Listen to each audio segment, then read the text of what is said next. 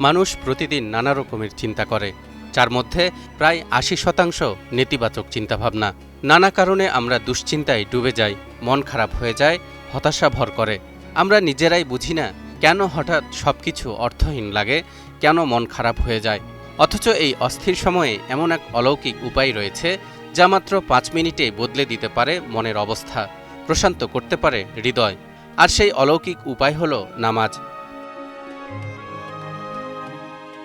আমরা অনেককে প্রায়ই বলতে শুনি, মন খারাপ, তাই আজ নামাজ পড়তে পারলাম না, মন ভালো হলে পরে নামাজ পড়ব।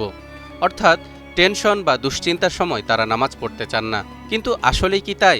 আপনি কি শুধু মন ভালো থাকলেই নামাজ পড়বেন, নাকি মন ভালো করার জন্য আরও বেশি করে নামাজ পড়বেন? দর্শক, কোরআন, হাদিস এবং বিজ্ঞান সব পর্যালোচনা করলে দেখা যায় মন ভালো করার জন্যই নামাজ পড়া উচিত। কোরআনের বহু স্থানে মহান আল্লাহ তাআলা বিপদ আপদের সময় ধৈর্য ও নামাজের মাধ্যমে তার কাছে সাহায্য চাইতে বলেছেন। এরশাদ হচ্ছে, ইয়া আইয়ুহাল্লাযীনা আমানু ইসতাঈনু বিস-সাবরি ওয়াস-সালাহ ইন্নাল্লাহা মা'আস-সাবিরিন। হে মুমিনগণ, তোমরা ধৈর্য ও নামাজের মাধ্যমে সাহায্য প্রার্থনা করো, নিশ্চয়ই আল্লাহ ধৈর্যশীলদের সঙ্গে আছেন। এই আয়াতের ব্যাখ্যায় তাফসিরের কিতাবে লেখা হয়েছে, এখানে মুমিনদেরকে ধৈর্য ও নামাজের মাধ্যমে সাহায্য চাইতে নির্দেশ দেওয়া হয়েছে। দ্বীনি ও দুনিয়াবি এবং ব্যক্তিগত, পারিবারিক, সামাজিক ও রাষ্ট্রীয় যে কোনো ধরনের যে কোনো প্রয়োজনে মুমিন বান্দা ধৈর্য ও নামাজের মাধ্যমে আল্লাহর কাছে সাহায্য চাইবে। এই ব্যাপকতা আয়াতটির মর্মে অন্তর্ভুক্ত রয়েছে। এছাড়াও সূরা রাদের ২৮ নম্বর আয়াতে বলা হচ্ছে, আল্লাযীনা আমানু ওয়া তাতমাইন্নু কুলুবুহুম বিযিকরিল্লাহ আলা বিযিকরিল্লাহি তাতমাইন্নুল কুলুব। যারা ঈমান আনে, আল্লাহর স্মরণে তাদের অন্তর প্রশান্তি লাভ করে। আর জেনে রেখো, আল্লাহর স্মরণের মাধ্যমেই অন্তরের সত্যিকারের প্রশান্তি লাভ করা যায়। নামাজ হলো সেই স্মরণ যা মস্তিষ্ক ও অন্তরকে পরিপূর্ণরূপে শান্ত করে দেয়। হাদিসে এসেছে, বান্দা সিজদারত অবস্থায় আল্লাহ তাআলার সবচেয়ে বেশি নিকটে থাকে, তাই সেই অবস্থায় বেশি বেশি দোয়া করতে উৎসাহিত করা হয়েছে। জানানো হয়েছে, সে সময়ের দোয়া অবশ্যই কবুল হয়। এমনকি এ সময়ে কৃত নবীজির একটি দোয়াও হাদিসে বর্ণিত হয়েছে, আল্লাহুম্মা গফিরলি যামবি কুল্লাহু দিক্কাহু ওয়া জিল্লাহু ওয়া আউওয়ালাহু ওয়া আখিরাহু ওয়া আলানিয়াতাহু ওয়া সিররাহু।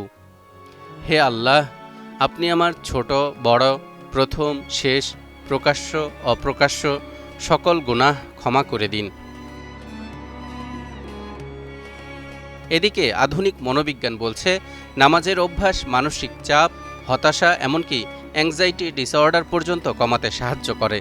হার্ভার্ড মেডিকেল স্কুলের তথ্যমতে, যারা দৈনিক নামাজ বা প্রার্থনায় সময় দেন, তাদের মধ্যে হতাশা ও দুশ্চিন্তার পরিমাণ ৪৫ থেকে ৬০% কম।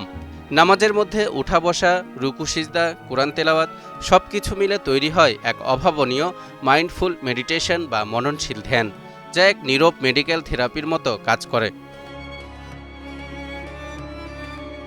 এছাড়াও বিজ্ঞানীরা বলছেন, নামাজে দাঁড়ানো, রুকু, সিজদা প্রতিটি অঙ্গভঙ্গি ব্লাড সার্কুলেশন বৃদ্ধি করে এবং নার্ভাস সিস্টেম সক্রিয় করে তোলে। সিজদার সময় মাথার নিচের অংশে রক্ত চলাচল বেড়ে যায়, ফলে মস্তিষ্কে অক্সিজেন সাপ্লাই বৃদ্ধি পায়। এটি কর্টিসল বা স্ট্রেস হরমোনকে কমিয়ে মনকে শান্ত করে। রাসূলুল্লাহ সাল্লাল্লাহু আলাইহি ওয়াসাল্লাম সবসময় বলতেন, নামাজ আমার চোখের শীতলতা। নবীজির জীবনে কষ্ট কম ছিল না, তবুও তিনি বলতেন, বিলাল, আমাদের নামাজের মাধ্যমে প্রশান্ত করো। অর্থাৎ, বিলাল, তুমি আজান দাও, এরপর নামাজের মাধ্যমে আমরা আমাদের অন্তরকে প্রশান্ত করব। রাসূলুল্লাহ সাল্লাল্লাহু আলাইহি ওয়াসাল্লাম সর্বদা শান্তি খুঁজতেন নামাজে, আর আমরা শান্তি খুঁজি ভিন্ন কোনো উপায়ে। বিপদ আপদের সময় আমরা বলি, মন ভালো হলে পরে নামাজ পড়ব। আর নবী সাল্লাল্লাহু আলাইহি ওয়াসাল্লাম ও তার সাহাবীরা বিপদ আপদের সময় আরও একাগ্রতার সাথে নামাজ আদায় করতেন। এবার আপনি তাহলে কি করবেন? মন ভালো থাকলে নামাজ পড়বেন নাকি মনকে ভালো করার জন্য নামাজ পড়বেন? প্রিয় ভাই ও বোনেরা, আজ থেকে সিদ্ধান্ত নিন, মন খারাপ থাকলে ফোন নয়, ফেসবুক নয়, সোজা চলে যাব সিজদায়। কারণ পৃথিবীর সবচেয়ে শান্তির জায়গা হলো সিজদা, যেখানে আপনি আল্লাহর সবচেয়ে কাছে থাকেন। তালহা ইবনে রেজা, নিউজ 24।